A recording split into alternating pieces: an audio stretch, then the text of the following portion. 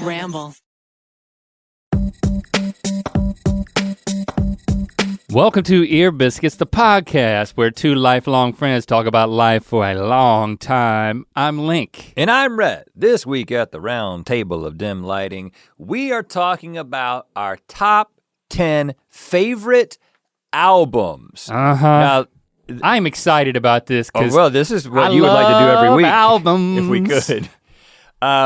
This was a very difficult process for me. We've talked about this way more outside of this podcast than we should have, just qualifying what went into this list.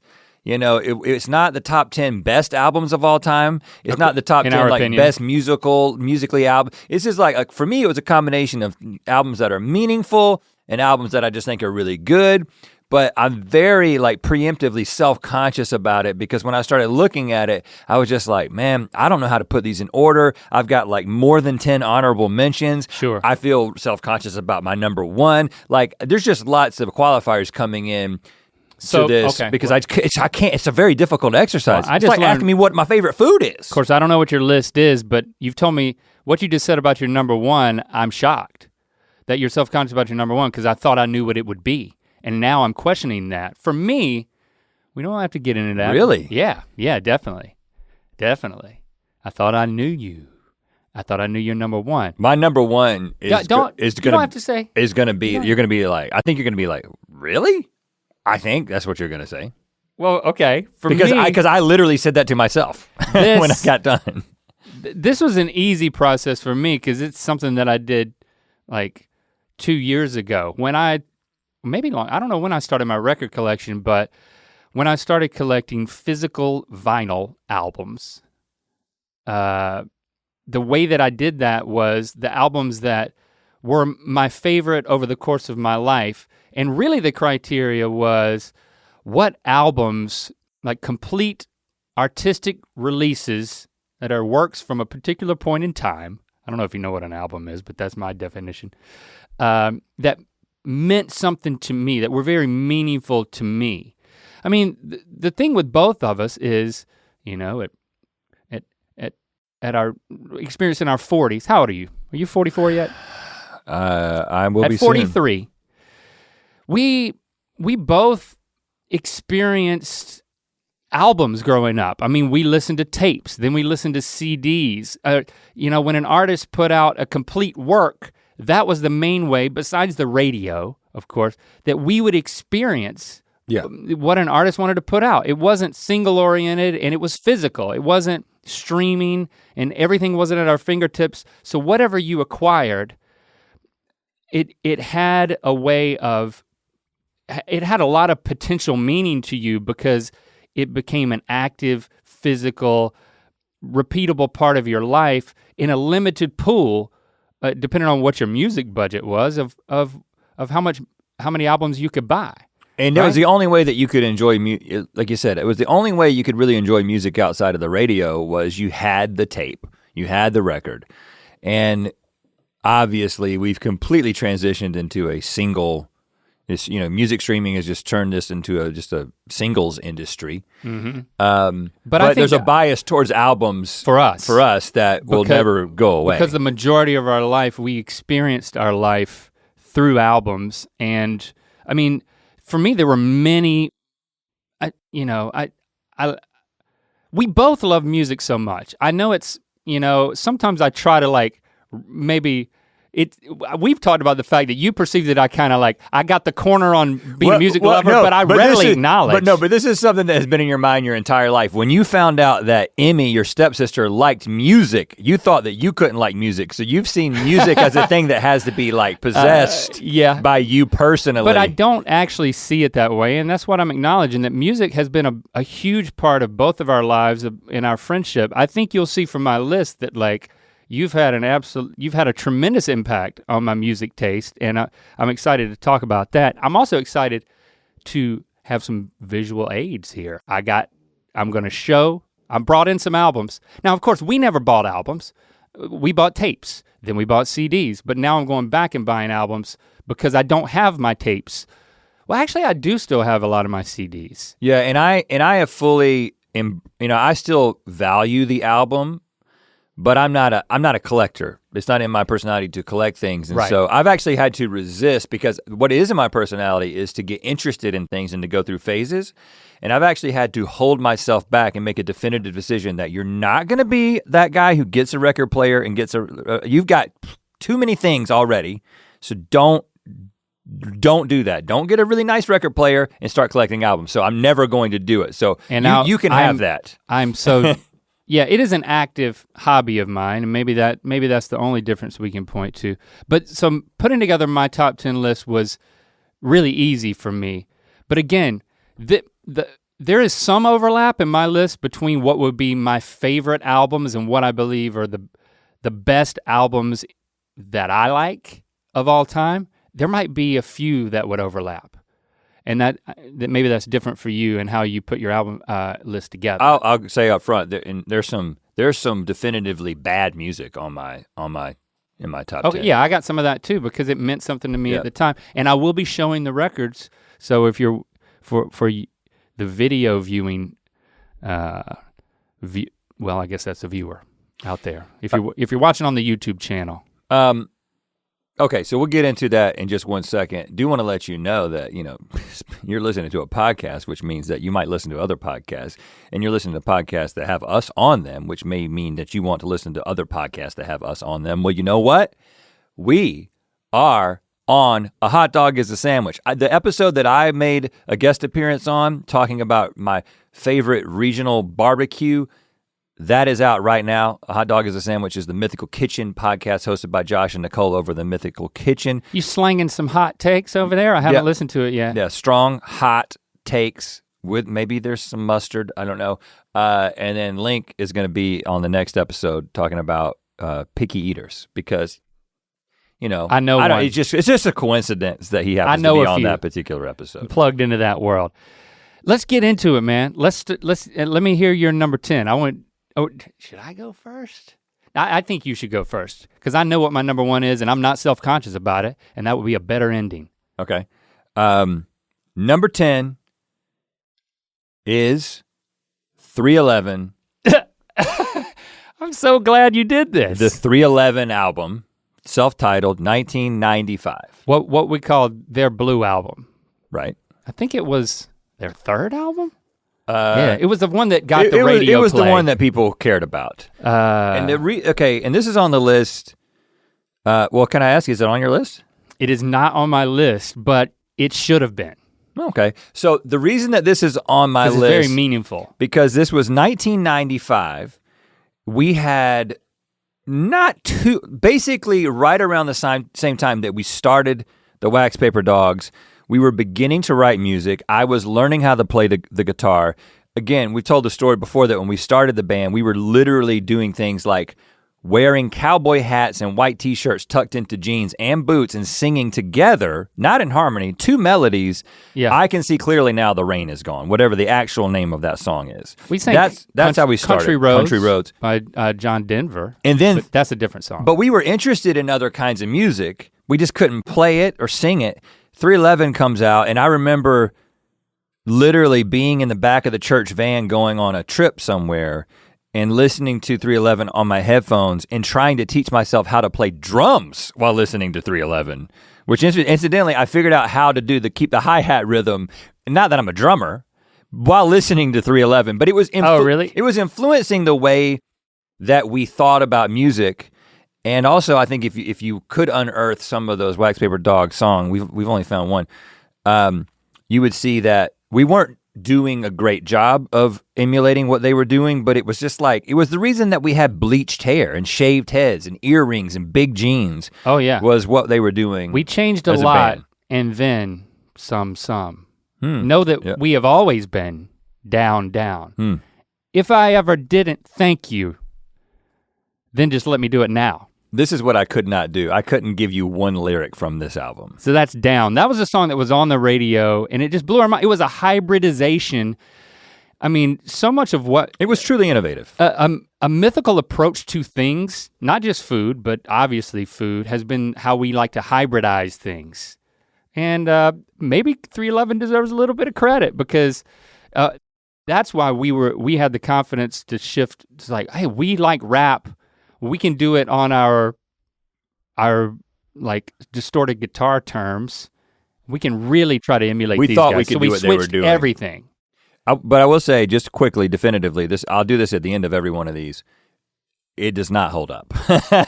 I've tried to listen to it with my kids. I've done that with every single one of these albums. And especially Shepherd, because me and Shepherd share a lot of musical taste, and it doesn't, there's a couple of good songs and then a lot of like, what is happening here and why is he saying what he's saying? It was 1995 when you could say anything in a song. Lyrics, as long as it was words, it was okay. Yeah. So give him a little grace there, but it doesn't hold up musically in my opinion. But for the time and what it meant to me, it's on the list. It can be cringy, especially with like, some people may level some sort of reggae there's definitely some appropriation happening there. Yeah. Okay, I'm gonna give you my number 10, which this is so meaningful to me. It had to be on the list because it is the first album that I ever purchased.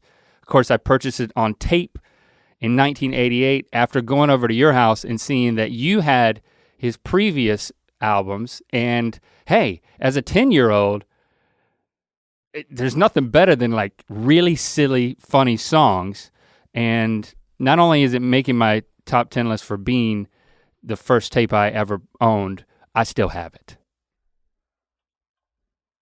Weird Al Yankovic, even worse. This is I kept the tape all these years since I was 10 years old. Look at this. Does it have any notes inside in the liner notes? Of course, the album art is Weird Al Yankovic impersonating Michael Jackson in his bad era. And I'm not referring to anything that came out about him later. I'm talking about his album called Bad. Yeah, because the first album that I ever bought had buckles all over it, zippers. Okay. Actually, his had Weird Al's had buckles all over it, and I guess that was the joke. I never got that till now. It's not zippers, it's buckles. I never saw that. I really regret not bringing this in and having Weird Al sign it when he was on our show. But it had Fat on it. It had Stuck in a Closet with Vanna White. I don't remember many of these songs. I didn't listen to it that much. I just listened to Fat a lot because that was the single. Well, you're gonna be surprised because, my first Weird Al album that I ever bought was Weird Al in 3D, and it's not in my top 10. And the only reason, it's on my honorable mentions, the only reason I didn't put it in my top 10 is because I just categorize Weird Al in a different place because it's parody music, and it means a lot to me, and it helped influence the way that we think about music and the fact that we do comedy music. So it probably should be on my top 10, but for some reason it just felt like, because it's Listen, I want your 311 and you want my Weird Al. That's cool. Weird Al in 3D made my honorable mentions, but not my top 10. Give me a number 9. Number 9. I'm assuming that this artist is on your list, but probably not this album. Number 9 for me is John Mayer's Continuum. Okay. Now let me be clear. This phase, so this is 2006, I wasn't into John Mayer in the Room for Squares era, right? Me neither. Continuum was my, all of a sudden, I just was like, this guy is doing something that I absolutely love musically. Now, I actually prefer the next phase of John Mayer's music. Yeah. Paradise Valley, those 3 sort of kind of country albums. That's the John Mayer that's my favorite, even more so than the latest John Mayer, which I still love. But the album itself, that is, for me, is a musical masterpiece, and I can listen to it at any time. Except for that one Jimi Hendrix cover. Bold as Love. Honestly, I lose a little interest. Okay, on that one. Yeah, I'm not, it's not every song. It's a little too blues rock, but everything, I'm pretty sure it was nominated for Album of the Year, but it didn't win the Grammy. But it was, Waiting on the World to Change, not my favorite song. Belief is an interesting song to listen to because our beliefs have changed since they were starting to change when we started to, when that came out, but they've completely changed now. I think about that line, belief is beautiful armor, but it makes for the heaviest sword, like punching underwater, you never can hit what you're trying for. Right. Yeah, I mean he's got a way with words. You know he's gonna show up on my list, so I'm gonna step back on this one. But it is a good. Vultures is my favorite song on it. Well, you know, a lot of the things that made my list are things that when I listen to them, it's, you know how every once in a while you see a movie and you're like, this changes things for me in the way that I think about movies. Yeah. And again, as an adult, it was kind of difficult. It was easy to do that as a kid, and some of the albums on this list changed the way I thought about music. Like that's why 311 made the list.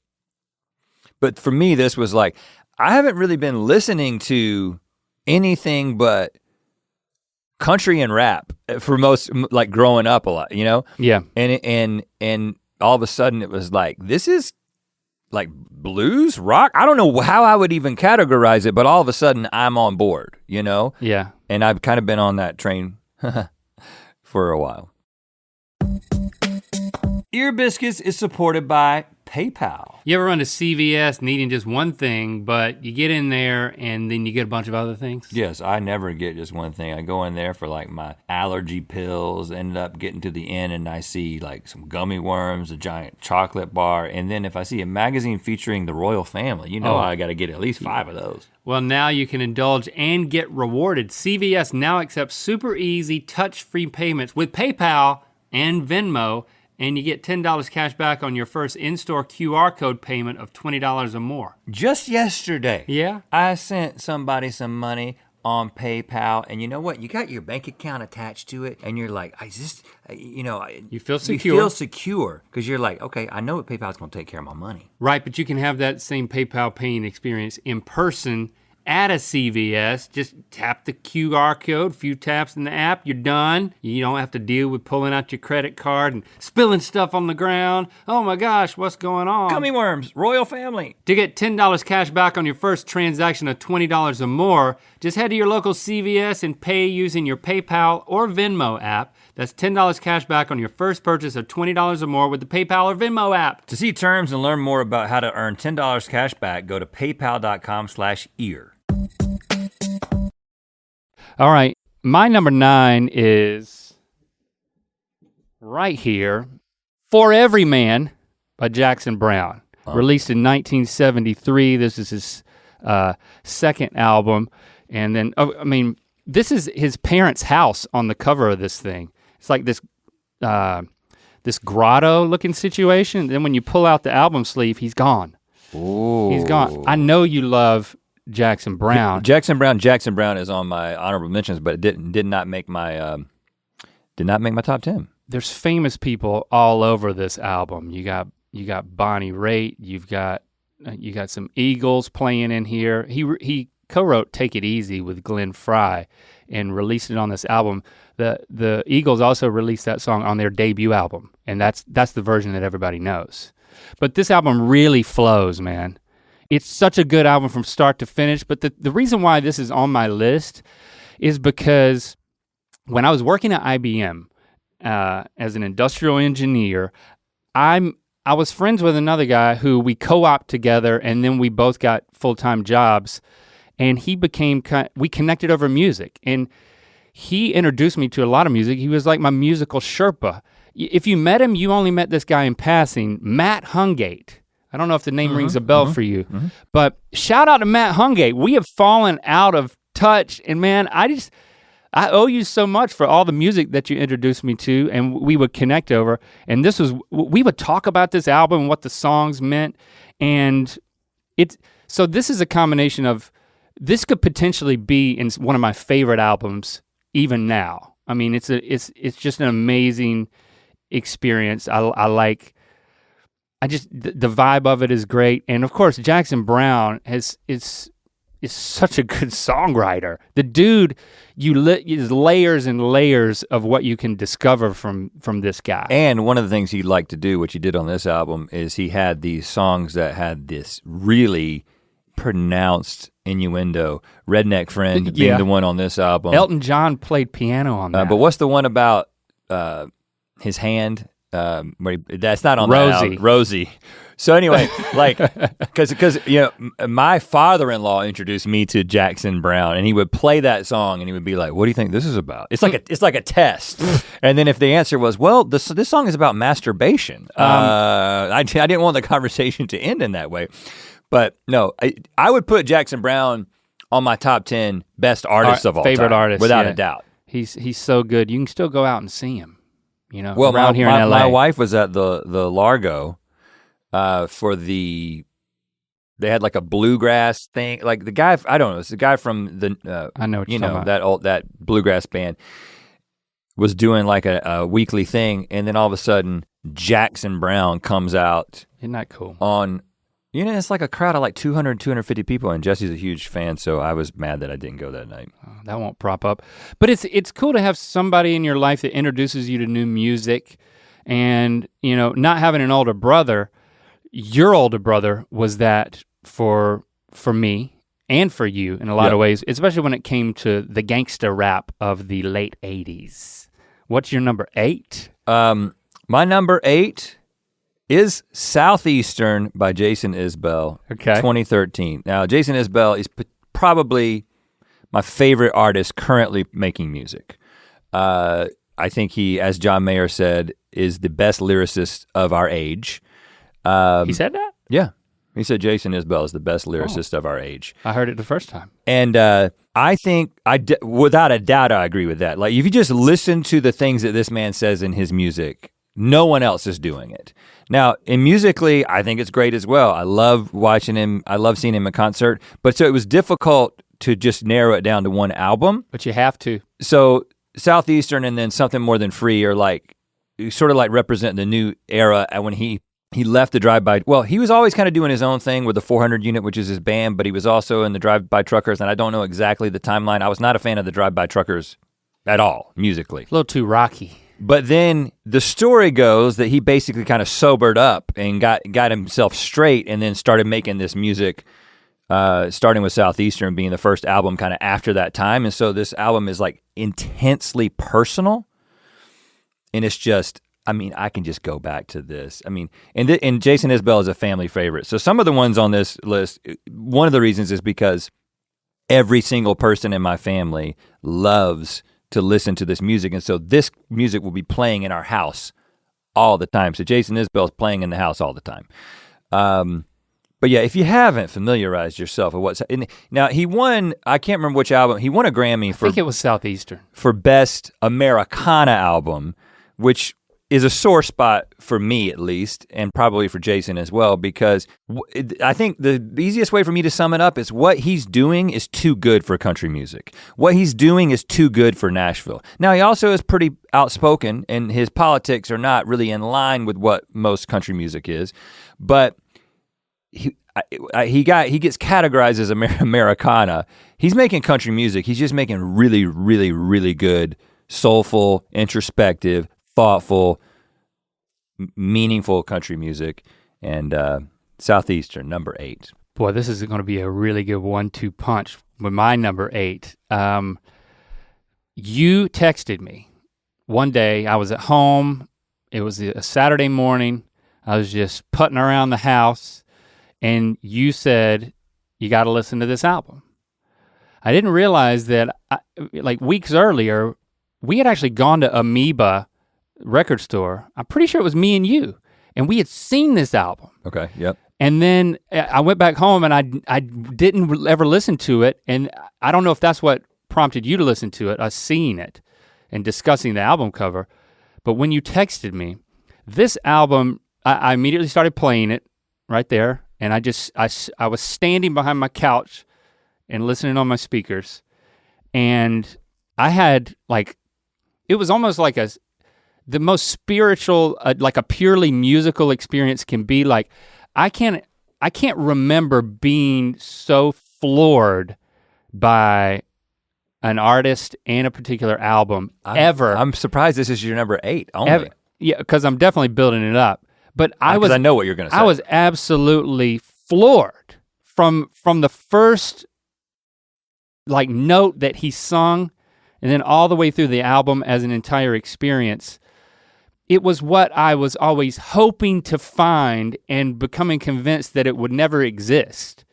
Because of course it's an idea that people might have to try to do this type of thing. I'm talking about Sturgill Simpson, y'all. All right, this is his second album, Metamodern Sounds in Country Music. You can see why we're drawn to the album cover because it's got this mixture of astral projection, like cosmos superimposed with old-timey portraiture. Well, but you know the real story of how we got introduced both to Sturgill Simpson and Jason Isbell. Shout out to Matt Harmon. Oh, you think he did that? I know for a fact that Matt Harmon. Thank you, Matt. That Matt Harmon sent me a text and was like, both Sturgill Simpson and Jason Isbell were recommended in the text, and I had never heard of either one of them.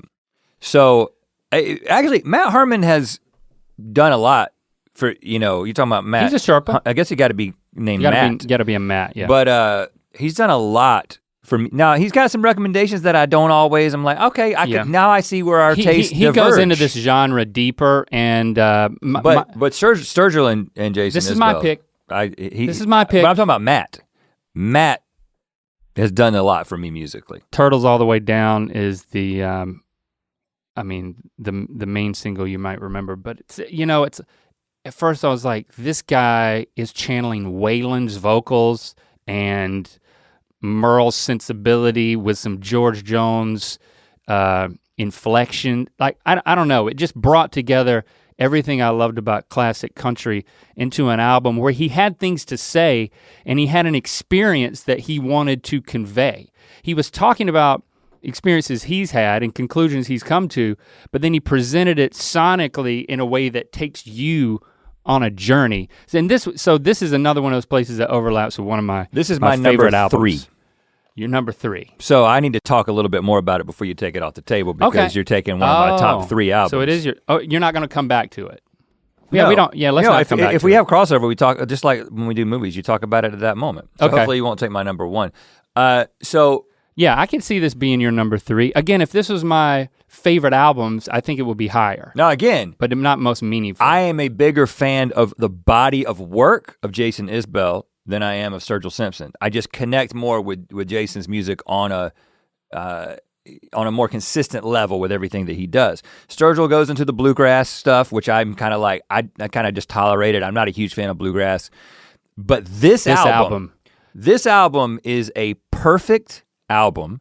And the subject matter that he is willing to take on, again, I think one of the reasons I'm drawn to Sturgill and to Jason, and I don't have anybody except maybe some old people that we'll talk about, in terms of people making country music today, I don't wanna hear you talk about a tractor or your beer or your Friday night, like that kind of shit. I get it and I respect it, but that's not what I am interested in hearing people sing about, because that's what people are all singing about on the radio. Everybody's doing the same songs over and over again.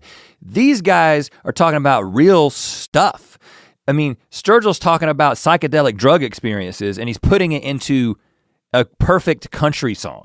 It's wild. And he's also talking about questioning the foundations of reality and the faith and the worldview that you were brought up with. I mean, you know what I'm saying? So I think that it was bold and it was as authentic of a throwback as you can be, coupled with as innovative as a message as you can have. You put those two things together, you get a number 3? You get number 3 from me. Now this reminds me, we're not playing any of this music. I wish we could, if we could solve that problem in an elegant way, then, I'd be doing a listening party with Britain a lot more. I would be coming up with music programming for you mythical beast.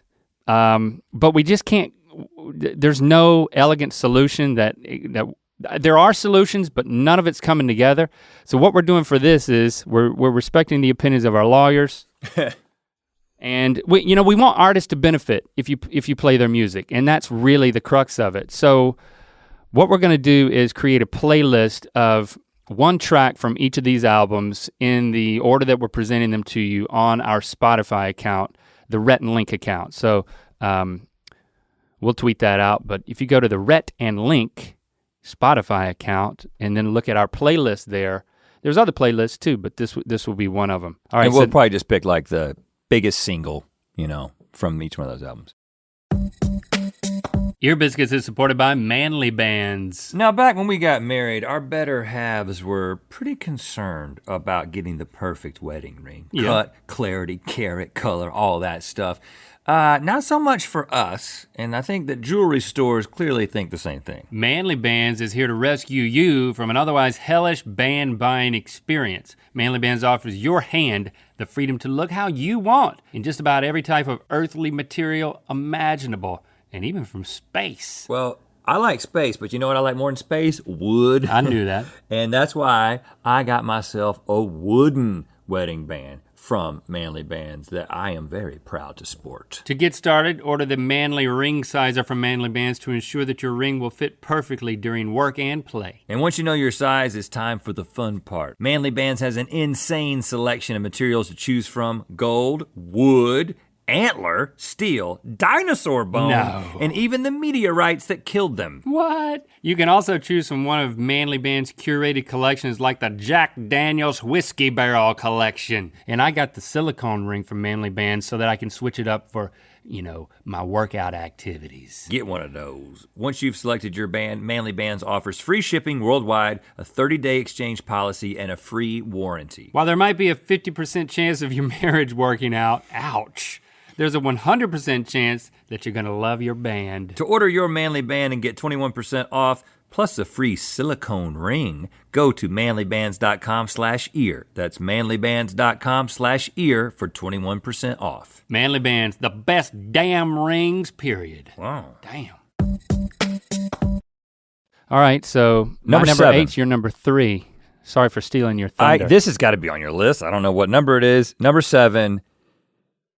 DJ Jazzy Jeff and the Fresh Prince. He's the DJ, I'm the rapper, 1988. Yeah, here it is right here. I found this record at like some weird shop in Highland Park, and I was like, I gotta get it, even though they're charging like $35 for this thing.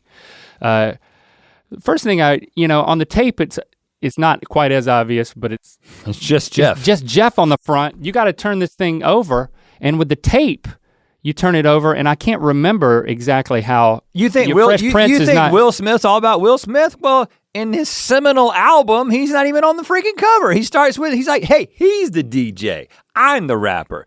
Now, I think that this was so significant for both of us. What number is it for you? This is my number 5. Okay, so released my in 7, your 5. 1988.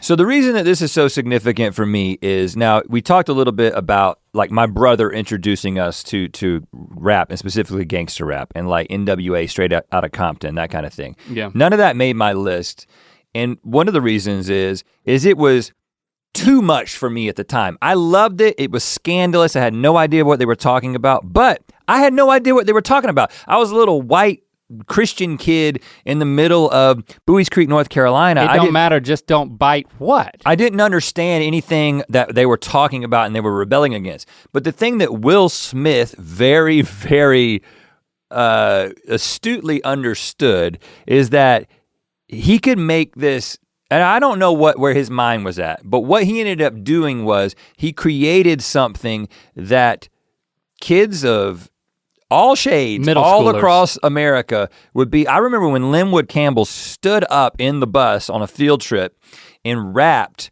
"Parents Just Don't Understand," word for word. I was like, that was my introduction. I was like, Linwood, what was that? Yeah. I was like, that was the coolest rap and the funniest rap and the most relatable rap that I've ever heard in my entire life. It was fun. It connected with a middle schooler. It had a sense of humor. The entire album, I mean, you got Nightmare on My Street, where it's like this story about him coming downstairs and Freddy Krueger's watching Letterman on his couch. Yeah, and they were a duo. You know what I'm saying? Yeah. And I think that connected with us as well. In fact, during that time, so this is 88, is when we were inventing our rap alter egos. Personas. And I was MC Sky. And I was DJ Straw Beat. And I have no clue what that means. Straw Beat. Yeah. I don't know. Oh, MC Sky just meant I was tall and I was an MC. I wanted to be the DJ because, I don't know, I was just drawn to that role, and you know what? They gave him props on this album. You're like, maybe I'll get on the album cover if I'm the DJ. I mean, so much for that. DJs were the center of hip hop, and then over time it became about the MC. But like smart MCs would always give their DJs Platform props, DJ. and that's why he's on the front of this album. Yeah, because I think Will Smith knew he was this talk about the sky. The sky is the limit for this guy. I mean, look at him now. I also find like this inspiration from the fact that he was a kid when he made this album. There's this crazy story of him going broke after experiencing the success and the touring of this, and then he was completely broke when he tells the story of Quincy Jones giving him the opportunity to make the Fresh Prince of Bel-Air.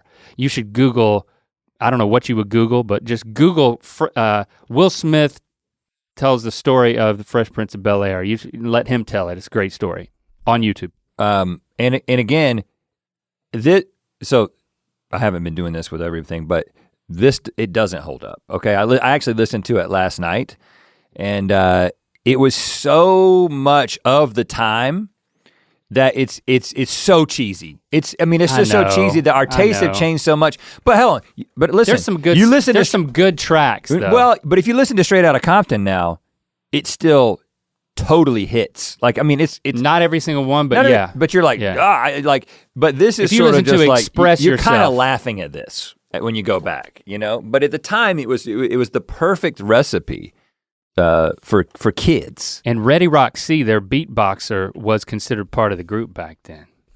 But yeah, I mean, there's a couple of, like Time to Chill, it's got a great sample. Yeah, it's really once he starts rapping that you're like, this isn't the way people rap anymore, and it's kind of hard to listen to. It's endearing, but yeah, it's just nostalgic at this point. But it was my number 5 because as a 10-year-old, like having that little tape, like dual tape deck where you're recording stuff off the radio, and when you do buy an album, you buy it wherever you can get it. It's like mom's not gonna take me all the way to Raleigh to buy an album every weekend to buy a tape. I went to the T-Mart in Angier Quite a selection. with my grandma just to get some fried chicken. And they had tapes right at the counter, and they had this tape, and I bought it. And I listened to that thing religiously, and I memorized every single bit of it. Like I was just obsessed with it. And it was like I wanted to be them so badly at that time. And that's why we were writing raps, and we were like doing the talent show thing. And rapping them on the playground. It was all because of them. And then I discovered when I think Cole, did he have the CD? This CD? It might have been a tape. I don't think so. He was listening to it at his house, and I realized his tape, or whatever it was, had twice as many songs on it as mine. Yeah, because there's the extended version that's got like 20 songs or something on it. No, I had bought a bootleg tape from T-Mart, and they were so lazy, they didn't even put all the songs on it. It was Xeroxed. Like the cover was black and white. Really? Okay. Yeah. You got a bootleg. T-Mart's like shady, man. It was like dot matrix printed black and white cover. Like I just thought that's what it was. Oh, and you saw the real thing. Yeah. But it does have a lot of songs. How many songs does it have on it? I don't know. A lot. It doesn't list them on the back because Fresh Prince takes up the whole thing. Okay. It is 2 records. What's your number 7? Okay, yeah, I'm going backwards in my number 7. This is the only record that I don't own that maybe I need to buy because I mean I'm putting it in my number 7. This one's a little tenuous, but it does mean a lot to me. From 1997, Surfacing by Sarah McLachlan. Whoa. I mean, I know you know this album. Well, she's I love her and listen to, but singles. I had a compilation. I couldn't even have named the album. What song is that? Is Your Love Is Better Than Ice Cream on that album? No, that's the next one. That's a good song though. This one's got Building a Mystery, Sweet Surrender, and Eddie, I do believe I failed you. Yeah. It was great. It's got, I don't know how well it holds up, but I think it does. It's definitely like got this strong 90s vibe, and the production is very assertive in like this ethereal, moody way that even though it came out in 1997, so we were, freshman year, leaving high school, going off to college. By junior year, I mean, it was an album that I kept going back to. And did you get this through like BMG Music or something? Most likely, yeah.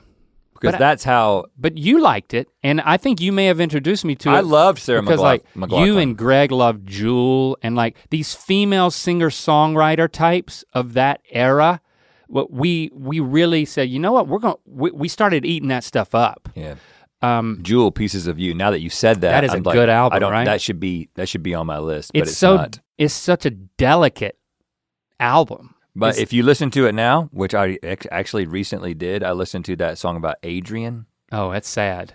And also, you forget how the choices that artists would make, the way that she sang, it's like nails on a chalkboard now. You won't be able to take it if you listen to it. I mean, this you can definitely take. And so by the time Christy went away for the summer before our senior year, and that's when we were having a long distance relationship all summer, and I was trying to figure out and go through my systems to like understand if we should be married, if I wanted to propose to her. And of course, by the end of the summer, I did. Like the day she got home, I've told that story before of us getting engaged.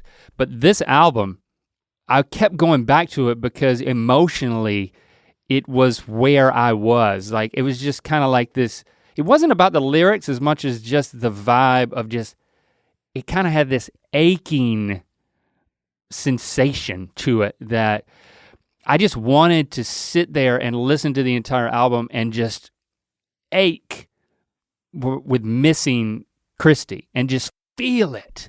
Well, this is what I kept going back to. She's the queen of melancholy. I tend to be pretty melancholy, and I remember when we were getting ready to move into the house in Chapel Hill, and I was doing the drywall downstairs to like turn the basement into like a livable space, and I did all the drywall myself.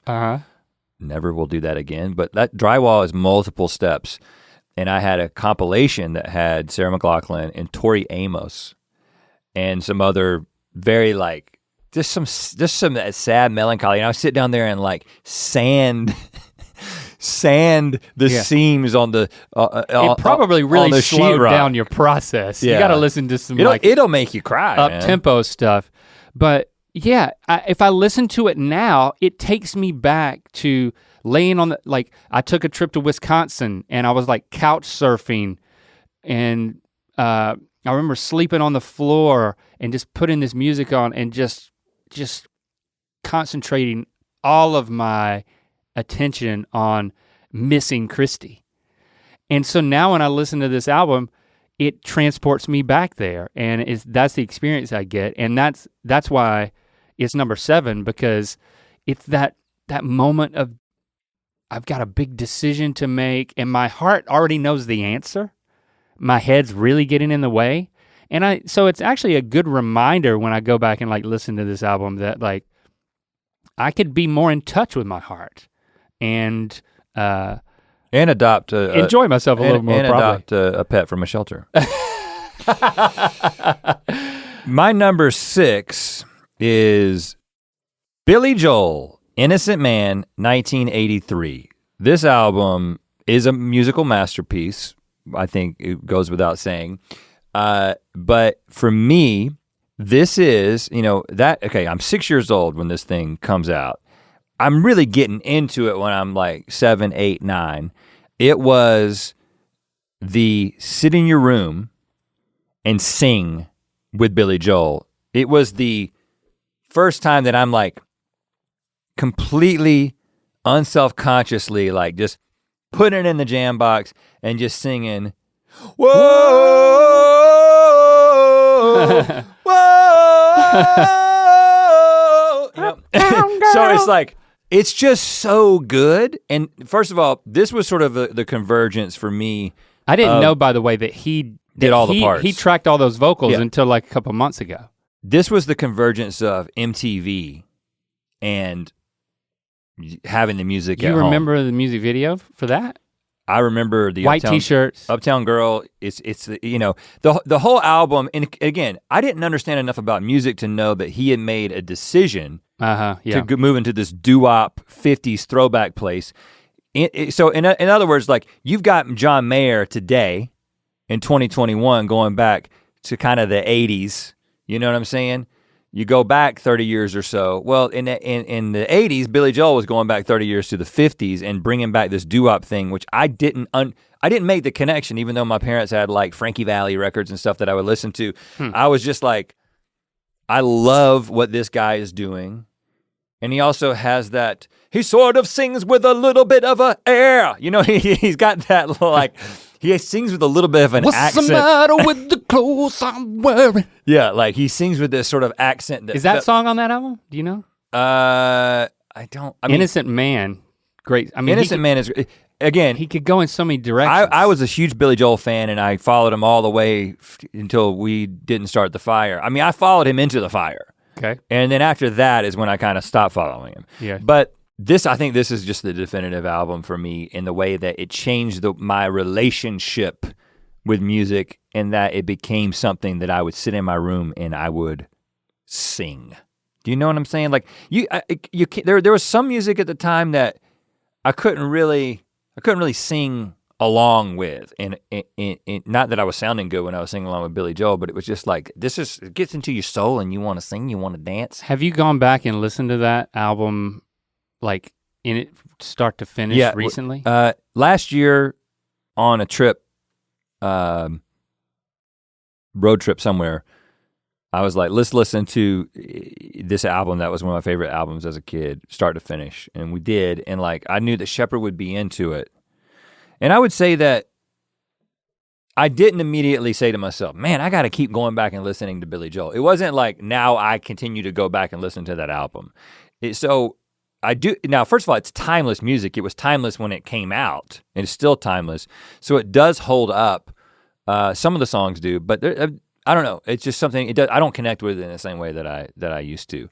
And my kid, and Shepard will like, listen to like, Shepard still listens to Elton John as an example, like, and he's incorporated Elton John into his cool songs playlist on Spotify. Nice. But he hasn't incorporated, maybe Piano Man, I think maybe is on that list, but like he hasn't gotten a lot of Billy Joel on the list. I'll talk to him about it. Maybe it'd be better coming from Uncle Link.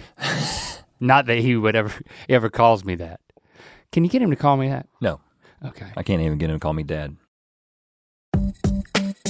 Ear Biscuits is supported by Neutrogena. Now there's 1,000 reasons why keeping your skin hydrated is important to you. Okay, start. But for me, 1. You know, I have oily skin, and you might think, 2. Why do you need to keep that hydrated? You're so oily. You're such a greasy-faced man.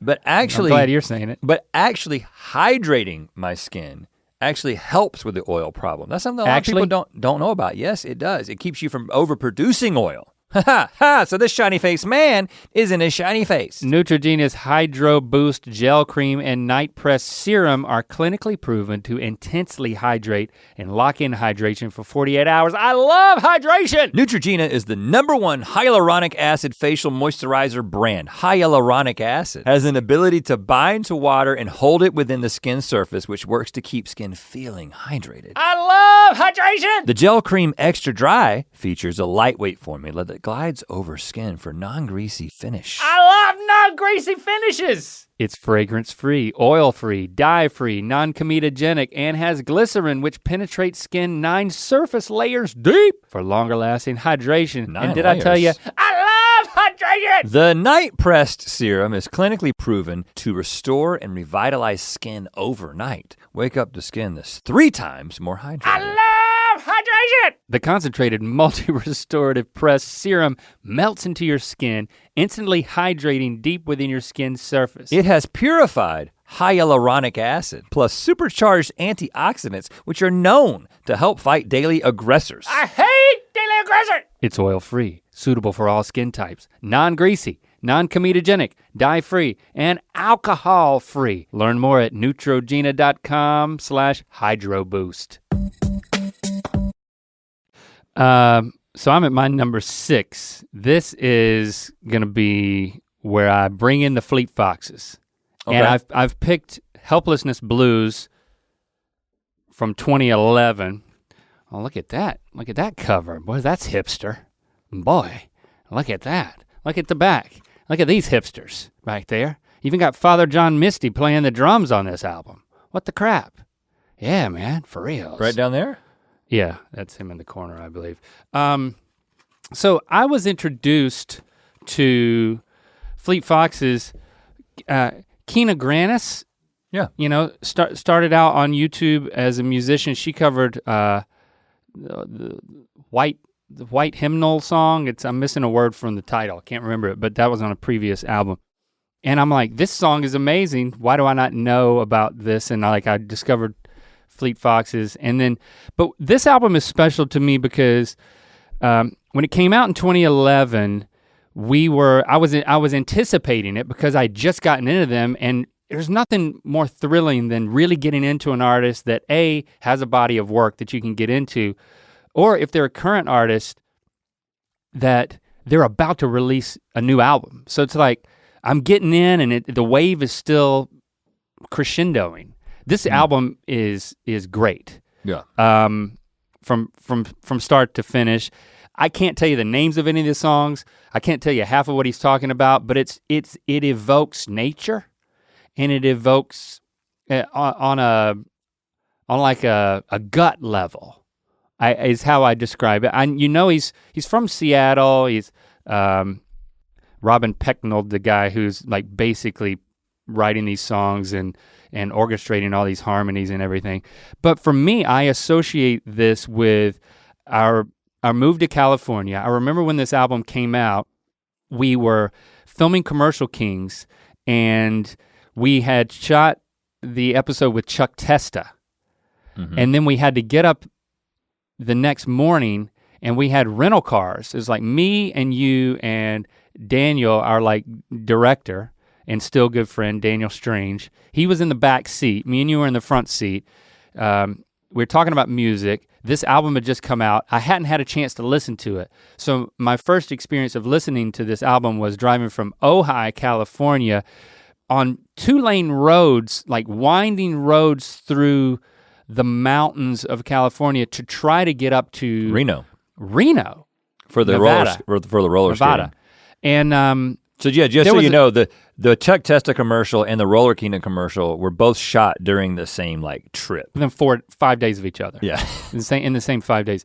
But when we were driving, it was like, it kind of felt like you put your destination into Google Maps, and then it sends you on this road that ends up being a private road that literally, we were driving through washes where the road would go down into where there was a flash flood, like the stream would come across the road, and you would have to turn around if that happened and drive like 4 hours to go another route to get to where you were going.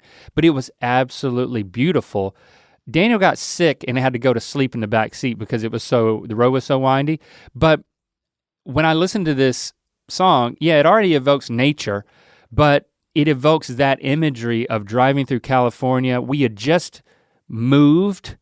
We were still even calling it temporary, but this sound is now associated to me with California because there's so much nature that we've experienced here, and Fleet Foxes is always a part of that for me. And it really opened up that entire genre that is now like a bucket that I keep filling, where like, whether that's, going back to some Bon Iver or like really get into Lord Huron. Yeah. This was the watershed moment, really, this album. And that I can experience that drive that we had. And we were being so creative, and like there was so much of our future ahead of us, and it was actually working. We took a huge risk moving to California. We were making a television show that we believed in, and for the first time. And it was so exciting. So all of that is wrapped up in this album for me, and puts it at number 6. Yeah, it's more a vibe. Yeah. Than it is an earnestness and a clarity, which I think you'll see once I get to my number 1, that like I'm finding and seeing myself. I love Fleet Foxes and Lord Huron and that vibe. I listen to that music maybe more than anything besides like a Jason Isbell at this point.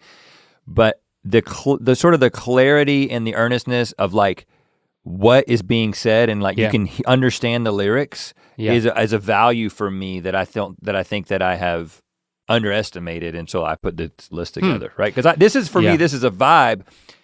And musically, it's like some of the best music that's been made in the past 20 years. But I didn't put, it's not on the list because it feels like I can't tell you what he's talking about. And so, and I don't know why that's how I interpret it. And that is a difference. Like for me, it's like having a vibe and the melodies and definitely having a hook and definitely having, especially if you're throwing in harmonies, then I'm done. It's like, I'll figure out what their message later. Taking a little bit of or never. A left turn. And again, this is the disclaimer of when I begin to get self-conscious about my list, but I cannot, and I had to put him at number 5. Garth Brooks. Garth Brooks. That's the album, self-titled 1989. So that's his first album? What's on that? So this is like— It's not No Fences. No, so it got down to Garth Brooks and No Fences, and because No Fences is huge, like Friends in Low Places. Yeah, Garth Brooks. He was like mega star. But I was trying, but I looked at both track lists, and I was like, which one did you really end up listening to the most? And I think it's Garth Brooks. Garth Brooks. It's a little bit unpolished. Now, first of all, there's a lot to say about Garth Brooks and Chris Gaines. We won't say anything about Chris Gaines, but wow. I never saw Garth in concert, and I understand that, like, oh, he puts on an amazing show. I don't care. We didn't care. We went to some shows, but we didn't care about shows. I wouldn't care about a Garth Brooks concert. I don't care that he's gonna be like on a harness. Like, it's this slightly dad bod dude like going up a ladder and coming down on a harness. I'm interested. Shameless up here on this cable. There's a whole lot about Garth Brooks that is embarrassing to me and embarrassing to this day. And I mean, you're not a fan of the man, you're a fan of the music. Well, no, and there's this whole thing. I don't know if you've seen it, I've seen it. We were on Tom Segura's podcast. I love what he's and how like doing Tom with Garth. Segura's like whole army has flooded all of Garth Brooks' social media with like theories about Garth hiding bodies and murdering people because Garth has this obviously somebody was getting him to do social media kind of feel to all his stuff. Anyway, I find all that hilarious. But Garth is inclusive. I think he's coming out. I mean, I think I saw him on a billboard talking about inclusivity and the LGBTQ, all that stuff. Yeah, I don't know anything about modern Garth. I think maybe the way I said it is the way that Garth is saying, all that stuff. If that's I'm true, for all that that's stuff. true, that's awesome. I think he's for. But I'm talking about the fact that growing up, listening to country music that was on the radio and not really being a fan of anybody who was really doing anything currently. And again, sometimes people come along and there's this seminal moment where all of a sudden you're like, this is different. This is being done on a different level. Now you go back and I don't go back and listen to any Garth Brooks, mostly because he's not on Spotify. I mean, the dude's not even on Spotify. You gotta go to Amazon, and this is like relatively recent, like just in the past few years. You can listen to him on Amazon Music? Unlimited Music, which I guess if I'm Prime, Weird. I don't know. I'm not interested. That's not how I do it. So he's kind of held out. So I don't really listen to him. My suspicion is, Garth has never been an incredible singer. That's not what he's known for. Again, I wasn't impressed with the performance. It's just something about the place that I was at as a kid. You loved it. In 1989, I'm 12 years old. I've been sitting in my room singing Billy Joel for years. I'm ready to sing something else. And I remember, this isn't on that album, but there's a dream is like a river, that song, which is No Fences or one after, I don't know. He made a bunch of stuff in the 90s. And like, I would be driving with my family and the song would come on and like my dad would be like, Rhett, sing this one for us. Like literally, like I'd be like in the back seat singing for the family. There's a dream is like a river. Like really trying to get it just right. Ever changing as it flows, and it's like the dance is on that. Yeah, the dance is a hard song to sing, even for Garth. But it was just this, it's that timing of something that immediately you're like find yourself thinking about these songs, singing these songs on a regular basis. There was an emotional quality to it that no one had really done in country. Country was about bar rooms and drinking, and all of a sudden you got this guy who comes along and he's like, I'm gonna talk about how the life of a cowboy, but from this introspective place. And maybe people were doing it before that, but I didn't hear it until Garth. Yeah, I and do his think, name was Garth. I do think that it was a little more writerly. I do think that. Yeah. I knew that you would have Garth on your list, man. All right, so my number 5, we've already talked about. He's the DJ, I'm the rapper, which brings me to my number 4. Well, should I then do my number 4 so we can keep it the pace to go? Because we've also talked about my number 3 already. Okay, so you've talked about my number 4, so I'll just yeah, give me your number 4. My number 4. Now, okay, so we talked about this ahead of time, so I don't know.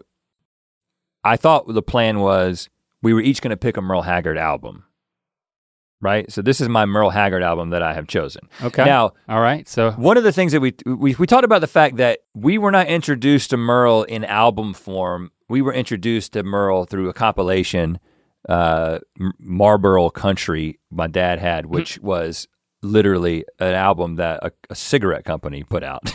And it had a couple of Merle songs on it. I think Okie from Muskogee and Ramblin' Fever is what I remember. Maybe that's not right. I remember I Wish a Buck Was Still Silver. And so then we ended up getting Merle albums, but then making Merle compilation albums, which we talked about in the Book of Mythicality, where I would sit there and like come up with like Merle Wall to Wall. Wall to Wall Merle. Merle Wall to Wall Inside, 1. the Merle Wall to Wall 3.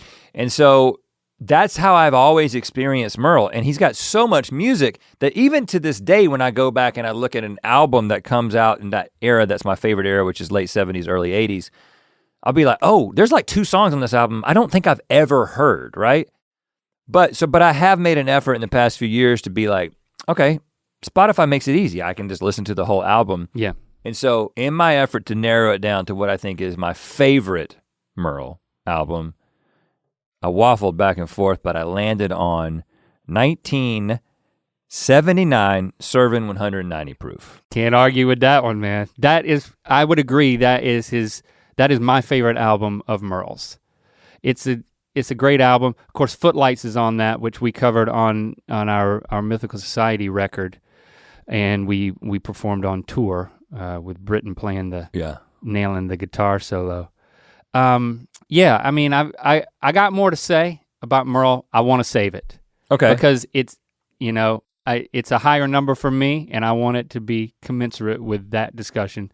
Since you stole my thunder for both of these, now I'm giving you my number 4, which for me is Continuum. So I didn't talk about it when you did because I didn't know that's what we were doing. Oh, wow. I chose Continuum because this is about family for me. Like when you're talking about Jason Isbell and how your family all listens to him and is a fan of his because that's what's playing in the house. For us, that's definitely John Mayer. I mean, we went to his show pre-pandemic at the Forum, and of course you were there, yeah, and Britton was there, but all of my family was there except for Lando because he really didn't want. No, Lando was there and he fell asleep. It's like my whole family was there because we were all such big fans of. I think my kids were there too. John Mayer. I think at least one of them. Jesse wasn't there. Jesse didn't come. Yeah. Going to that show represented how important like his music was to our entire family. And then when we got there, what we didn't know was on that particular night, it was like an anniversary of the release of Continuum. Yeah. So he played the entire album from start to finish. And that was the only night, as far as I know, that he did that on the entire tour. Even though he was playing the Forum again the next night, he didn't do it again there either. Right. So that was like a huge treat. And it was something that we experienced as a family. And then when we, over the course of the pandemic, he was doing his Instagram live stream show, Current Mood, and Lily and I especially connected over that, and we would build our schedule around watching it. And we just connected so much with what he was doing and the fact that he was talking about his experience and connecting with people's experience, dealing with coronavirus and what that meant socially and emotionally, mentally. But yeah, I had to pick this album and I put it at number 4 because it's meant so much to me and Lily's relationship and really our entire family. And so now when I go back to this album, it not only takes me to that show, but it takes me to our experience as a family going through quarantine. And I kind of, if I had my way, I would bookend it with the Sob Rock album, which kind of, you know, this is on the front side of the pandemic for us, and it was something I was already passionate about. But then on the back end, he releases his new album, and that's something we got to experience too. I had already recommended it.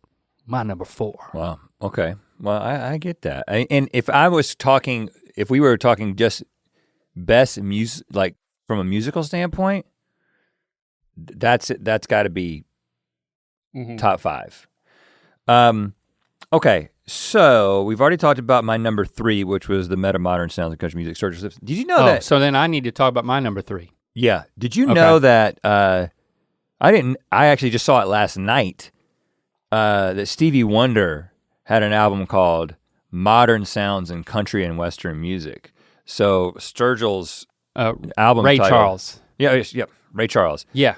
So it's a reference to that. I didn't know that was a reference to that. I thought he just came up with it. Yeah, I didn't know about that album until like over the past year, somebody was writing about it. And I need to check it out. Yeah, he plays, it's a country album that Ray Charles does that's like critically acclaimed. So we should both listen to it. All right, so my number 3 is not De La Soul's Balloon Mind State, but I'm just making the point that in this slot, this is the album I would pick as one of my favorites of all time. But what I'm putting as my number 3 is A Tribe Called Quest, Low End Theory. This is an amazing album. It came out in 1991. Cole had it.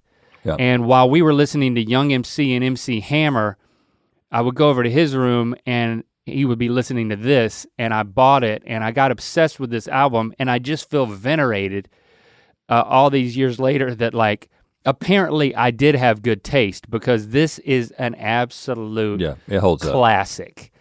I wouldn't say that it holds up in every single way if I was being picky, but like it's it basically does, and it's a classic. Musically it holds up. To say anything negatively, yeah, there's a couple of ways that they talk about things. Mostly hold Five up. Dog. But may he rest in peace. Right, yeah. The thing about the low end theory for me is we were living history. Like this album came out, Cole bought it right then. I heard it, I went out and got it, I became obsessed with it. And now all these years later, when there's all these hip hop documentaries coming out and analysis, people point to how important this, excuse me, I'm not getting emotional. You're getting choked up. At this point. I'm just literally getting choked up. People talk about how classic it is, and we lived it. I mean, it wasn't our experience. I'd never been to New York City. I'm not a young black man, and I never was. But it was a privilege to even be well outside of the circle of that experience as just some clueless white boy. But I'm glad that I could say that I did connect with it. Now, part of it at first was that it wasn't explicit. So I didn't feel guilty about listening to it and memorizing it and rapping it. So it took the place of a DJ Jazzy Jeff and the Fresh Prince in that way, because I was older and I wasn't gonna be that guy anymore. But so I could, with my conscience intact, I could really get into this album. Yeah. But it really was like, that's when I started to understand how samples worked and how hip hop was constructed, which was really, I'm still fascinated by it. I think with the way that my brain works, I'm more of an editor and I don't like to create something from nothing. I like to create something from something. And I think that's why I have such a deep connection to hip hop, because that's how they did it.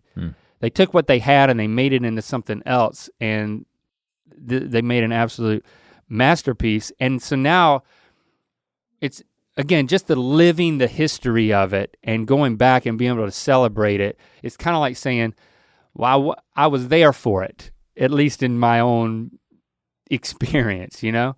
And I don't know, it ends up meaning so much that I'm gonna pump that thing all the way up to number 3, and it informs how I listen to music now.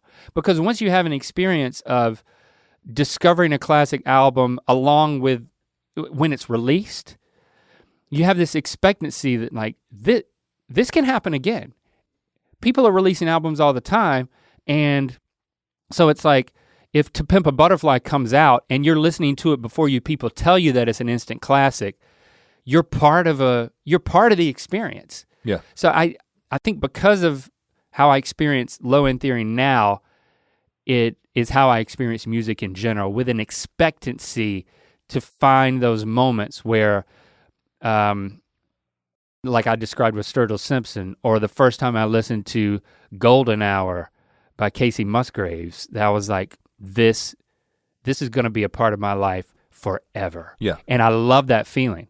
And that's what this album means to me. Number 3. That was an honorable mention, didn't make my list because I didn't feel like I dug in as deep enough for it to, but that was the sort of the fuel for our talent show. Tribe Called Quest was the fuel for our talent show performances. That's right. My number 2, 1994, Weezer. Oh. The Blue Album. Again, this is very much how middle-aged white guy of you. Yeah, this is again, there's that, but there's also, again, I think 94 was probably the year we started the band. Yep. And again, like the way that they were thinking about music, and it just felt so different than anything that had already happened. Like, you know, Nirvana Nevermind is on my honorable mention. It would never make my top 10 because it just didn't feel like it was for me. It felt like it was too rebellious for this little conservative Christian little white boy in Buies Creek. Yeah. But Weezer felt like, okay, yeah, I can, you take your car to work. It's like, I've never surfed before, but like, I feel like this subject and matter. It didn't seem like he had either. Right.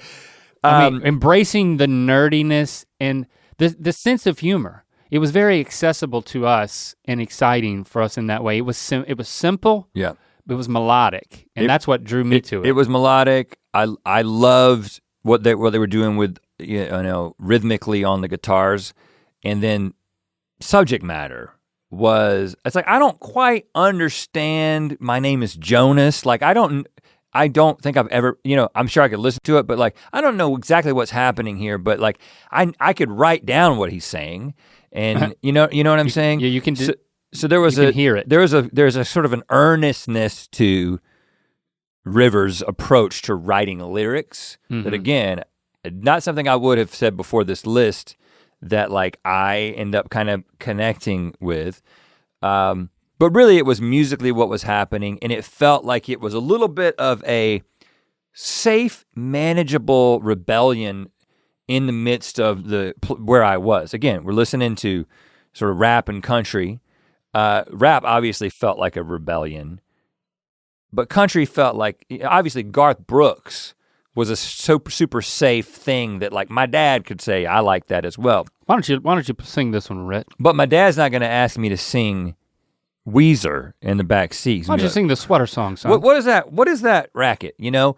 But as a Southern kid in that setting who was beginning to play music and had just bought himself this electric guitar, sitting there and thinking like, this feels like I could do it. Like I feel I can do a bar chord here and then here.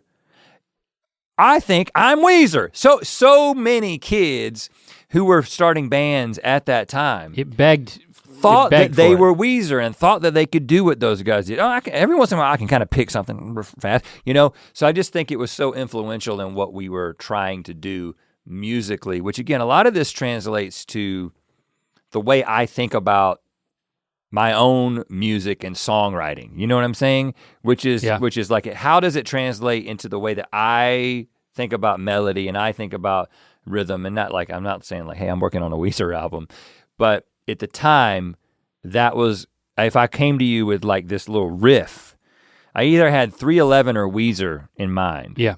I was ripping both of them off on a regular basis. We never gave Pinkerton a chance, but I do think that the Blue Album holds up. It rocked my world when I found out, again, this is like 2 weeks ago that, okay, well, I don't have this album. This is not on my list. But okay. But I am thinking about buying this album because I'm now expanding. It is a meaningful album to me for all the reasons that you said. What does the front of the album look like, just from memory? All four guys just standing on a blue background with their hands in certain positions, like behind their back. Do you remember anything about their shoes? In my mind, they're all cut off cowboy at the bottom of the record, but maybe I'm wrong about that. They're cut off at the ankles. Okay, yeah. There's a version, and I don't think I could have told you that, but I have no way of knowing because the thing that rocked my world was the existence of an album where you can see their shoes. There is a version that if you're a collector, it's like an overseas version. It's the same exact album, nothing's different at all, except the picture on the front, you can see their shoes. And let me tell you, it's worse. Like something about cropping it at the ankles was brilliant. Well, they all probably had on like Converse All-Stars or something. No, it was like, it was more fuddy-duddy shoes. It's like the shoes weren't cool, and I don't know if that's the reason. Like, hey guys, we gotta cut your shoes off. They were uncool, and that made them cool. But even they were so. Somebody figured it out. Somebody was like, your shoes aren't so uncool. They're cool. They're just so uncool that we need to cut them off of the album. They're really actually uncool. I would love to get one of those. Like that's the hazard of being a record collector with the way that I think. Now I gotta get that one. My number 2 is released in 1991. I think it was released basically the same time as Low End Theory. Like there's a whole thing about 1991 and the albums that were released that year, like the classic albums. I mean, you knew I was gonna pick Blood Sugar Sex Magic by Red Hot Chili Peppers because you know from the moment like Give It Away came out on MTV and then Under the Bridge came out and David Rogers performed it at our 8th grade talent show, but he had to stop the tape abruptly before all the backup singers. I'm done. That's it, guys. I was obsessed with this album, and it was so off limits. Like, I mean, I'm sure there was parental advisory on it, and it wasn't that we didn't listen to a bunch of rap that way, but to listen to a rock album and to really get into the funk of it. Yeah, because the only thing we could have on that list was Sugar. Right. You know, we definitely couldn't have Sex or Magic. I think this is the Chili Peppers' 5th album. Definitely their 4th, but it was the first one we got into, and then I've been a dedicated fan ever since. Even though you rip his lyricism apart, and I can't argue with that. I love a vibe and I love a feel. It's incredible. And this means this is my 16-year-old experience. Like, there's this forbidden world out there where you're covered in tattoos and you're embracing sexuality, and it all comes through bass guitar and funk, and it references rap, but it does it in this way that only a guy like Rick Rubin could bring together. I mean, it's an absolute classic. People might argue that there are better Chili Pepper albums came after this, but just the raw creativity that went into this thing. These guys were kids. I mean, I went back and listened and watched the documentary that they went into Harry Houdini's, the house that he used to live in, and they lived and recorded this whole album there. And you know, they were you look at the documentary and they're just kids. Just trying to coming off the streets of LA and just going hard on instinct. And if you were to combine, it just transports me to being 16. And I think that they really, if you take Weezer, 311, and you have a third ingredient to what we were trying to do as a band, Red Hot Chili Peppers easily. Now they were the most difficult to pull off. So we never actually did it. This was on, you know, I thought going into this that a Red Hot Chili Peppers album might be on my list. And then when I looked at them, I started realizing that You don't actually you're not actually a fan. I had experienced Red Hot Chili Peppers in single form, and I looked at this album and I was like, man, there's probably like 5 or 6 songs on this album that I don't even know if I've ever heard. So I could never say that I experienced it as an album. It was more like, there's like 10 songs from there, like the 90s that are like, I really, really like and kind of influenced us. But yeah, it just wasn't an album. It wasn't an album experience. I mean, as a fan to this day, I don't, I would put them definitely notches above what Weezer accomplished. But I mean, from a band standpoint, in terms of a harbinger for '90s alternative rock and everything that came from that movement, they were definitely they were ahead of that. Yeah. But I love it. I play it in the house and really loudly sometimes, and everybody just kind of leaves the room. Okay. My number one. Okay. And by this point, you know what my number one is, so we can get into that. Well, but since you're self-conscious. Actually, I don't. I feel like I don't. Oh, it's got to be the Merle album. Yeah, I didn't put, again, the reason I didn't give that spot, even though Merle is my all-time favorite artist, is because, again, it was difficult to narrow down to an album. Yeah. This is going to be a head scratcher for you, I think. Then you'll be like, oh, okay. I mean, I don't have a guess. And again, this is like asking me what my favorite food is, and then it was kind of like process of elimination, and this ended up being a number one. So this is not a strong number one, but I think my favorite album of all time, for like all the reasons together, is Emotionalism, A.V.E.T. Brothers. Okay. All right. Okay. Now, all right, let me hear you out. Okay, so first of all, again, it goes back to what I really value in music. The A.V.E.T. Brothers have an earnestness in their music that my honest assessment of where it has gone to in the past couple albums is that it's actually gone beyond something that even I am into. Yeah. Like I don't consider myself a fan of their most recent work. It's too much. Like I had to let go. Because it got too earnest. But this, and they did some stuff really early on that was a little bit like all over the place musically. They were figuring themselves out. Emotionalism represents for me the beginning of an era in which they had it kind of, now this is pre-Rick Rubin, but it was like they had it all locked in terms of what the sound was and what the message was and what the harmonies were. I'm a big fan of them, love seeing them live. I've seen them live like on New Year's Eve a few times. They're from North Carolina. My family has probably played more A.V.E.T. Brothers music in the house than anybody else on this list. And again, there is this sort of like window of time in which is like, this is when they were really doing it.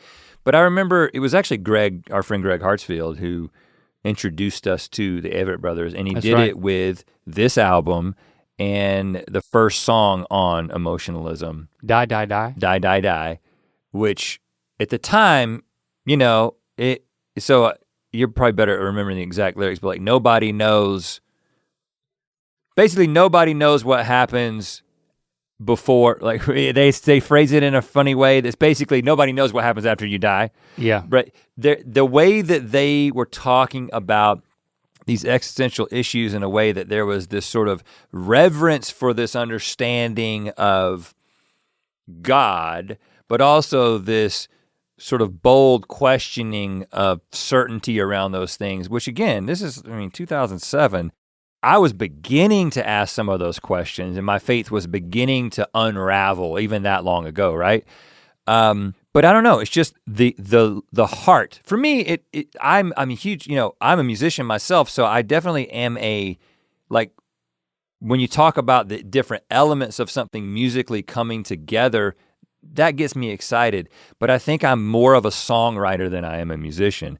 And so that's why I'm gonna connect mostly on an emotional level with when I'm thinking about the songwriting, when I'm thinking about the message behind it. Then if you can bring in a great packaging for that message, that just makes it better. And just something came together on this album. A little banjo ain't never hurt nobody. That I just felt like it was for me.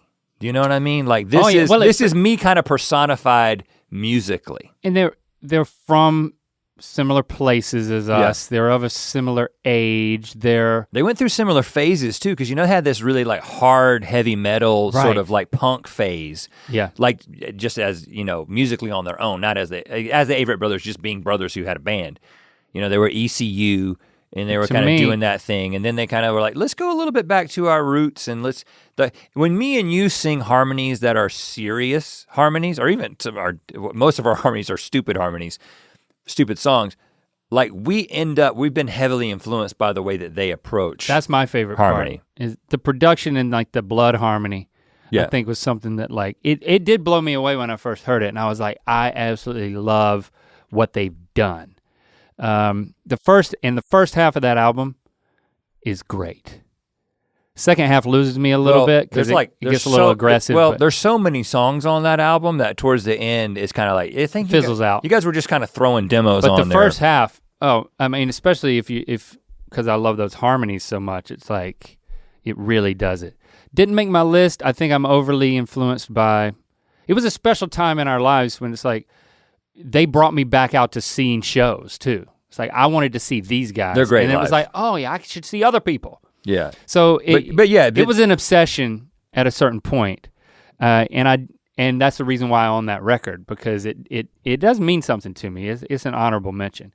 For my number one, I had to put, once I started to think about Merle, I was like, who are we kidding here?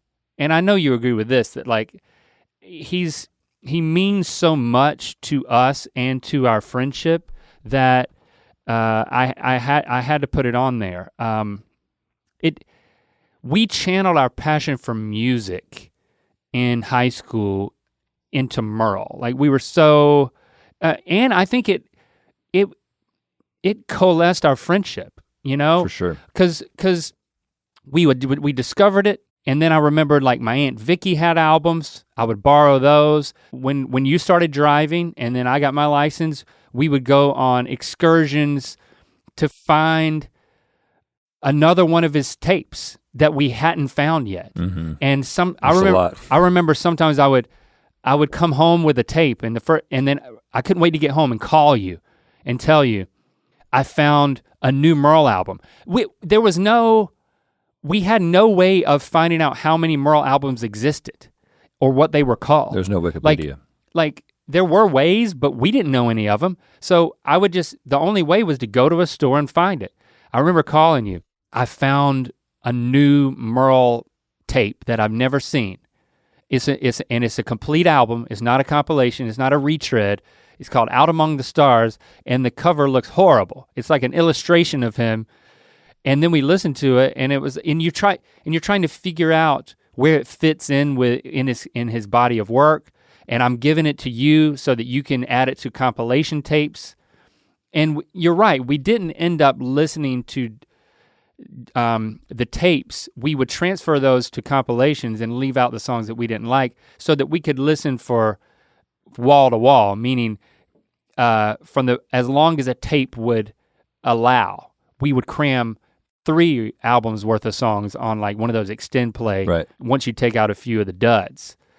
But at a certain point I eventually started collecting Merle albums so that we could hang them on the wall, and it was a representation and a continuation of the experience that we had in high school. Like I don't even know if I understood that's what I was doing when I was collecting those Merle albums off of eBay and hanging them in every single studio that we've ever had, including our office right now. But yeah, it's my collection, but it represents our friendship and something that became a permanent part of our identity. Mm-hmm. Definitely our brand, Oh, yeah. But also who we are as people. Like we love Merle so much that like I can easily get emotional right now talking about it. When he died, I remember the meeting that we were in, and I remember thinking, am I gonna have to walk out of this meeting? And then like not walking out of the meeting and then saying, okay, I can compartmentalize this. But it's the musical focus of our friendship in a way that all of our experience with the Wax Paper Dogs, and I'm so glad that you like applied that filter to incorporating a number of albums into your list from that, because it was so important. And it's only overridden in our friendship by, I think, our Merle experience, where it was like, it was just about the enjoyment. It wasn't even about what we were gonna create. It was about the experience of being together, and we would talk about the experiences from the albums, from the songs. The fact that he chose to write about certain songs. The album I picked is I'm Always on a Mountain When I Fall. Mm-hmm. I still have this tape. Now I remember that your dad had this tape, and then I got a copy of it because yeah, he had that. It has my favorite Merle song, which this was released in 1978. My favorite song is I'm Always on a Mountain When I Fall, the title of the album too. Incidentally, it's a song that he didn't write, which makes me feel weird about it being my favorite, but it is what it is. The production on this is, the album, you read about the album now and it didn't do well. It was 1 year later is when he released Serving 190 Proof, and everybody, that was like a renaissance for Merle. But I listened to this, and the production and the subject matters that he talks about, I mean, this has The Immigrant on it. That's relevant today. All of these songs so many of these songs are so good, but like on the B-side, Life of a Rodeo Cowboy and There Ain't No Good Chain Gang are great. But the best song of this album, It's Been a Great Afternoon. Yeah. I mean, the fact that he's got a radio hit out of a song where he's talking about being hungover, and the only way he can get over his hangover is to have an enthralling sexual encounter in the early afternoon. And the celebration of that is something that was hilarious to us as conservative high schoolers. It's like he snuck things in that we were like, well, I couldn't show I couldn't let anybody know I was listening to Chili Peppers or if it was Dr. Dre, but he snuck it on the radio and talking about all this kind of stuff. Well, and that's interesting because, I mean, that's essentially just racism at that point, right? The fact that old white country dudes can talk about things that are pretty explicit. But it was veiled language. It was veiled, but I mean, not very, you know? Yeah. It was the fact that like, I can sit here and listen to this with my dad, but you know, if a guy's gonna be rapping about his sexual exploits, that's off limits. That was just part of the sort of the white culture that we were in. Could you have predicted that this was my pick? I knew that would be your album. Okay. Because for me, it got down to that Serving 190 Proof in Big City. It was kind of that he was just doing so many amazing things at that time. I think that was 81. And, so yeah, I kind of it was like I got to pick one, and I went with Serving 190 Proof just because I was like, I think that I have more favorite songs on this. It made me feel bad that I didn't put it in number one. But again, I stand by not putting it in number one. I agree with everything that you just said, but because Merle Haggard's my all-time favorite artist, but it's just, I never really experienced the albums. I would take him and make him to the compilations, and so it just didn't come together. Oh, my feelings aren't hurt. Well, this is a good conversation. One of the things that kind of came clear to me as I was speaking of racism, that kind of came together for me as I was looking at this, as I was like, And again, it registered with me, and then I made the decision to not go back and change it to try to present myself in a different light, because I wanted it to be an honest assessment of what I've connected with over my life. All 10 of my albums are from men, and 9 out of 10 are from white men. I'm a white man, which might explain some of it. But to me, it was this message of like, okay, these are the albums that I've kind of connected with or have like influenced me and been meaningful or been my favorite musically. Again, there was lots of different reasons that went into it. And it's, you might ask yourself like, okay, well, why isn't Lionel Richie on the list? Lionel's not on the list even though he would make my top 10 favorite artists. He's not on the list, again, because I experienced Lionel in compilation and greatest hits, and it wasn't so much, I experienced the albums when they came out, because I found Lionel later, found Lionel in college. But ultimately, to me, it was just a little bit of a wake up call. It's just like, oh, kind of moving into your second half of life here as a middle-aged white man, thinking about being more intentional about not just falling into the music that is obviously made for me by people like me, and just being more intentional at seeking out, thinking about the representation in my musical taste. Essentially, it was a little bit of a wake up call for me. I mean, obviously I've been into hip hop for a long time and that made my honorable mentions and that kind of thing, but it isn't like something that I have been as conscious of as I would like to be. Yeah, well, I think because of the criteria of these are just like meaningful moments in my past, I think it is indicative of like having a narrower view. Like, yeah, I mean, I was very narrow in how I approached music for a long time. I would only listen to I was only into one genre in like middle school and high school, like especially at those times as a kid. But I mean, for me now, I think I've got a pretty diverse listening palette. So, but this list doesn't represent that. Yeah, I agree with that. Because it's not. It's more about a timeline of experience for me. But I would love to make a just favorite albums, and I think that would come to bear in a good way on that. But before you give your rec, just because you already had all this figured out with your list, I want to just quickly run through ones that didn't make the list that I still recommend as albums. Okay. Fugees, The Score. Oh yeah. Honorable mention is Miseducation of Lauryn Hill for me. I didn't put, for obvious reasons, I didn't put Michael Jackson on the list, but Michael Jackson's Thriller was obviously one of the most influential albums for me personally, but he's disqualified himself. All your favorite bands, Dolls, Awaken My Love, Childish Gambino, one of my favorite like from the past like 10 years. Under the Radar, Curse Your Branches, David Bazan, which if from a deconstruction standpoint, I highly recommend. It means a lot to me. Jackson Brown, Mark Cohn. Illinois, Sufjan Stevens. Oh yeah. And then I already talked about Nevermind, Nirvana, Low End Theory, Tribe Called Quest was on my, and then Blood Sugar Sex Magic was a. Those were the ones I had to move out of the top 10. Yeah, I mean, I don't have any honorable mentions because that's just, I have so many favorite albums. It's just a different list for me.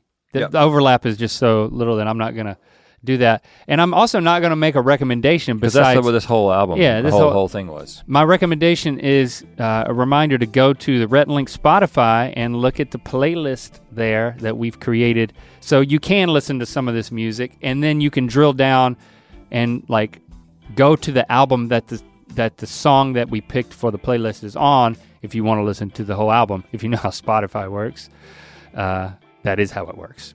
So you can do that. Thanks for listening. Tell us where you crossed over with us and where you diverged. The power of music. #earbiscuits.